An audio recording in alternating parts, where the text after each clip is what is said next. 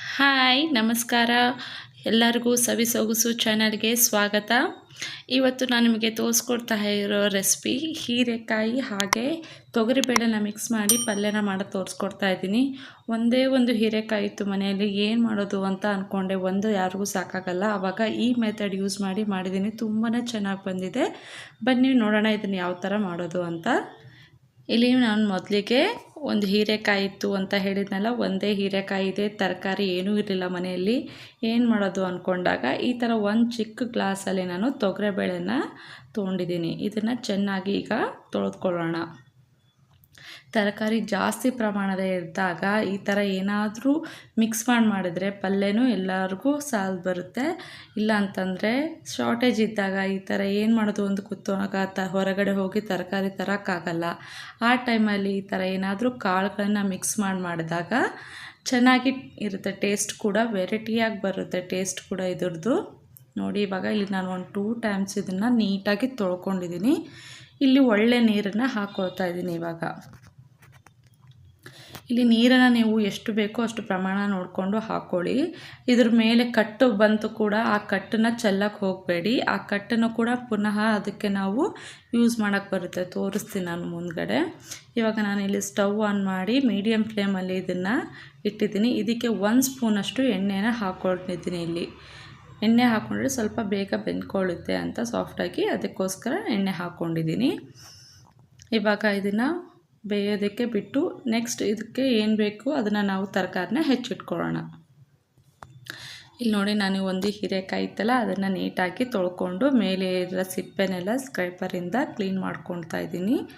ನಮಗೆ ಯಾವ ಸೈಜ್ ಬೇಕೋ ಆ ಸೈಜಲ್ಲಿ ಚಿಕ್ಕದಾಗಿ ಹೆಚ್ಚಿ ರೆಡಿ ಮಾಡಿಕೊಂಡು, ನಂತರ ಇಲ್ಲಿ ನಾನು 1-2 ಮೀಡಿಯಮ್ ಸೈಜ್ ಈರುಳ್ಳಿನ ತೊಗೊಂಡಿದ್ದೆ. ಹಾಗೆ ಇಲ್ಲಿ ನೋಡಿ, ಬೇಳೆ ಕುದೀತಾ ಇದೆಯಲ್ಲ, ಮೇಲ್ಗಡೆ ಈ ಥರ ವೈಟ್ ಬರುತ್ತಲ್ಲ ಟಾಸ್ ಥರ, ಇದನ್ನು ತೆಗೆದು ಹಾಕಬೇಕು. ಅದನ್ನು ಹಾಗೆ ಕಲಸಕ್ಕೆ ಹೋಗಬೇಡಿ, ಅದು ಒಳ್ಳೆಯದಲ್ಲ ಅಂತ ಹೇಳ್ತಿದ್ರು ನಮ್ಮ ಮನೆಯಲ್ಲಿ ಕೂಡ. ಹೀಗಾಗಿ ಅದನ್ನು ನಾನು ತೆಗೆದು ಹಾಕ್ತೀನಿ. ನೋಡಿ, ಅದು ಕುದಿಯೋಷ್ಟರಲ್ಲೇ ಇಲ್ಲಿ ನಾನು ತರಕಾರಿಯನ್ನೆಲ್ಲ ಹೆಚ್ಚಿಟ್ಕೊಂಡಿದ್ದೀನಿ. 1 ಸ್ಮಾಲ್ ಸೈಜ್ ಟೊಮೆಟೊ ಹಾಗೆ ಕರಿಬೇವು ಕೂಡ ಕಟ್ ಮಾಡಿ ಇಟ್ಕೊಂಡಿದ್ದೀನಿ ಎಲ್ಲದನ್ನು. ನೋಡಿ, ಇಲ್ಲಿ ಬೇಳೆ ಬಂದಿದ್ದನೋ ಇಲ್ಲೋ ಅಂತ ಪೂರ್ತಿಯಾಗಿ ನೀವು ಈ ಥರ ಸ್ವಲ್ಪ ಕಟ್ಟಾಗಬೇಕು. ಪೂರ್ತಿ ನುಣ್ಣಗೆ ಬೇಯಬಾರ್ದು. ಬೇಳೆ ನುಣ್ಣಗೆ ಬೆಂದರೆ ಇದು ಎಲ್ಲ ಸ್ಮ್ಯಾಶ್ ಆದಂಗೆ ಆಗುತ್ತೆ. ಹೀಗಾಗಿ ಸ್ವಲ್ಪ ಉದುರಾಗಿ ಇರಬೇಕು. ಹೀಗಾಗಿ ಅದನ್ನು ಸ್ವಲ್ಪ ಕೈಯಲ್ಲಿ ಊರಿಂದ ಹಿಂಗೆ ಕಟ್ ಮಾಡಿದ್ರೆ ಕಟ್ಟಾಗಬೇಕು, ಅಷ್ಟು ಬೆಂದರೆ ಸಾಕು. ಈಗ ಬೇಳೆ ಬೆಂದಿದೆ, ಸೈಡಲ್ಲಿ ಎತ್ತಿಟ್ಕೊಂಡಿದ್ದೀನಿ. ಇಲ್ಲಿ ಒಂದು ಬಾಂಡೆಯಲ್ಲಿ ಇವಾಗ ಒಂದು 4-5 ಸ್ಪೂನಷ್ಟು ನಾನು ಎಣ್ಣೆ ಹಾಕ್ಕೊಂಡಿದ್ದೀನಿ. ಎಣ್ಣೆ ಕಾದ ನಂತರ ಇಲ್ಲಿ ಜೀರಿಗೆ ಸಾಸಿವೆನ ಹಾಕ್ಕೊಂಡಿದ್ದೀನಿ 1 ಸ್ಪೂನಷ್ಟು. ನಂತರ ಇದಕ್ಕೆ ಹೆಚ್ಚಿರುವಂಥ ಈರುಳ್ಳಿ ಕರಿಬೇವು ಸೊಪ್ಪನ್ನು ಕೂಡ ಹಾಕ್ಕೊಂಡಿದ್ದೀನಿ.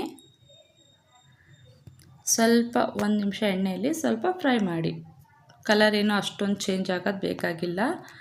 ನಂತರ ಇಲ್ಲಿ 1 ಸ್ಮಾಲ್ ಸೈಜ್ ಟೊಮೆಟೊನು ಹೆಚ್ಚಿಟ್ಕೊಂಡಿದ್ದೆ, ಅದನ್ನು ಕೂಡ ಹಾಕ್ಕೊಂಡಿದ್ದೀನಿ. 1 ನಿಮಿಷ ಅಷ್ಟು ಫ್ರೈ ಮಾಡಿ ಸ್ವಲ್ಪ. ನಂತರ ಇಲ್ಲಿ ಹಾಗೆ ಹೆಚ್ಚಿರುವಂತಹ ಹೀರೆಕಾಯಿ ಕೂಡ ಆ್ಯಡ್ ಮಾಡ್ಕೊಳ್ಳೋಣ. ನೋಡಿ, ಇದು ಹೀರೆಕಾಯಿ ಸ್ವಲ್ಪ ಬೆಂದ ಮೇಲೆ ಸ್ವಲ್ಪ ಪಲ್ಯ ಆಗಿಬಿಡುತ್ತೆ. ಹೀಗಾಗಿ ಇದ್ರ ಜೊತೆ ಏನಾದರೂ ಇನ್ನೊಂದು ಸ್ವಲ್ಪ ಮಿಕ್ಸ್ ಮಾಡಿದ್ರೆ ಜಾಸ್ತಿ ಪ್ರಮಾಣ ಆಗುತ್ತೆ ಅನ್ನೋದಕ್ಕೋಸ್ಕರ ನಾನು ಇಲ್ಲಿ ಬೇಳೆ ಹಾಕಿ ಮಾಡಿದ್ದೀನಿ. ಇಲ್ಲಿ ನಾನೀಗ ಒಂದು ಅರ್ಧ ಟೀ ಸ್ಪೂನಷ್ಟು ಅರಿಶಿನ ಪುಡಿ ಹಾಕ್ಕೊಂಡಿದ್ದೀನಿ. ಹಾಗೆ ರುಚಿಗೆ ತಕ್ಕಷ್ಟು ಉಪ್ಪನ್ನು ಹಾಕ್ಕೊಂಡಿದ್ದೀನಿ. ಸ್ವಲ್ಪ ಬೇಗ ಬೆಂದ್ಕೊಳ್ಳುತ್ತೆ ಅನ್ನೋದಕ್ಕೋಸ್ಕರ ಇದನ್ನು ಹಾಕಿ ಇವಾಗ ಒಂದು 10 ನಿಮಿಷ ಇದನ್ನು ಮುಚ್ಚಿಟ್ಟು ಬೇಯಿಸೋಕ್ಕೆ ಬಿಟ್ಬಿಡೋಣ. ನೋಡಿ, ಇಲ್ಲಿ ಒಂದು 10 ನಿಮಿಷ ಆಗಿದೆ. ಇದು ಹೀರೆಕಾಯಿ ನೀರು ಬಿಡೋದ್ರಿಂದ ನಾನು ನೋಡಿ ಒಂಚೂರು ಕೂಡ ನೀರು ಹಾಕಿಲ್ಲ. ಹೀರೆಕಾಯಿ ಎಷ್ಟು ಸ್ವಲ್ಪ ನೀರು ಬಿಟ್ಕೊಂಡಿದೆ ಆಲ್ರೆಡಿ. ನೋಡಿ, ಹೀರೆಕಾಯಿ ಸ್ವಲ್ಪ ಅರ್ಧ ಬೆಂದಿರಬೇಕು. ಇವಾಗ ನಾನು ಬೇಳೆ ಹಾಕಬೇಕು ಅಂದರೆ ಇದು ಹೀರೆಕಾಯಿ ಸ್ವಲ್ಪ ಬೆಂದಿರಬೇಕು. ಬೆಂದ ಮೇಲೆ ನಾವು ಇಲ್ಲಿ ಆಲ್ರೆಡಿ ಬೆಂದಿರುವಂತಹ ಬೇಳೆನ ಆ್ಯಡ್ ಮಾಡಿಕೊಳ್ಳೋಣ. ಇವಾಗ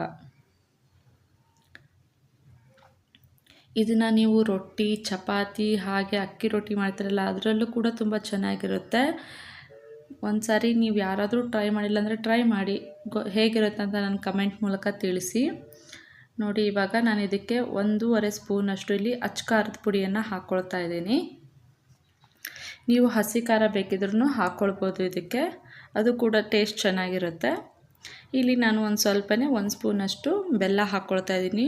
ಟೊಮೆಟೊ ಹಾಕಿರೋದ್ರಿಂದ ಹುಳಿ ಬರುತ್ತೆ ಸ್ವಲ್ಪ, ಆ ಹುಳಿನ ಸ್ವಲ್ಪ ಬ್ಯಾಲೆನ್ಸ್ ಮಾಡೋದಕ್ಕೆ ನಾನು ಬೆಲ್ಲನ ಸೇರಿಸ್ಕೊಳ್ತಾ ಇದ್ದೀನಿ.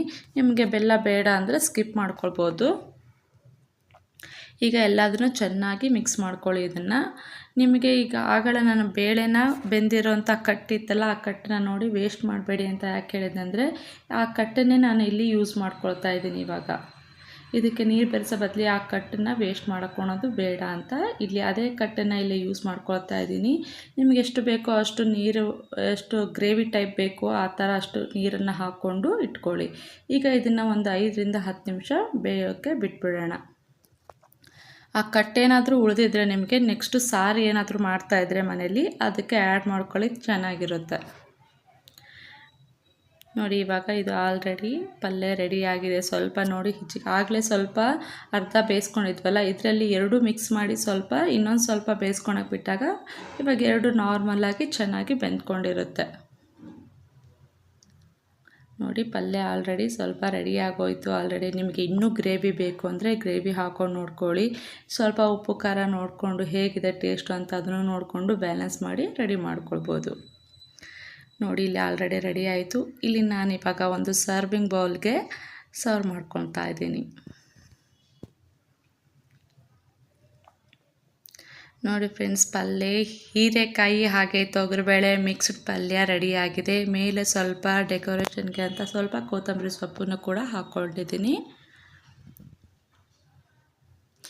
ನೋಡೋಕ್ಕೆ ಲುಕ್ಕಿಂಗ್ ಮಾತ್ರ ಸೂಪರಾಗಿದೆ, ಹಾಗೆ ಟೇಸ್ಟು ಕೂಡ ತುಂಬ ಚೆನ್ನಾಗಿ ಬಂದಿದೆ ಇದ್ರದ್ದು. ನಾನು ಆಲ್ರೆಡಿ ಸ್ವಲ್ಪ ಟೇಸ್ಟ್ ಕೂಡ ನೋಡಿದ್ದೀನಿ, ಹಾಗಾಗಿ ಹೇಳ್ತಾ ಇದ್ದೀನಿ. ನೀವು ಕೂಡ ಈ ಥರ ಮನೆಯಲ್ಲಿ ಒಂದು ಸಲ ಟ್ರೈ ಮಾಡಿ ನೋಡಿ. ಹಾಗೆ ಹೇಗಿತ್ತು ಅಂತ ನನಗೆ ಕಮೆಂಟ್ ಮೂಲಕ ತಿಳಿಸೋದನ್ನು ಖಂಡಿತ ಮರಿಬೇಡಿ. ನೆಕ್ಸ್ಟ್ ಇನ್ನೊಂದು ಸೂಪರ್ ವಿಡಿಯೋದೊಂದಿಗೆ ನಿಮಗೆ ಮತ್ತೆ ಸಿಗ್ತೀನಿ ಅಂತ ಹೇಳ್ತಾ ಇವತ್ತಿನ ರೆಸಿಪಿ ಮುಗಿಸ್ತಾ ಇದ್ದೀನಿ. ಬಾಯ್.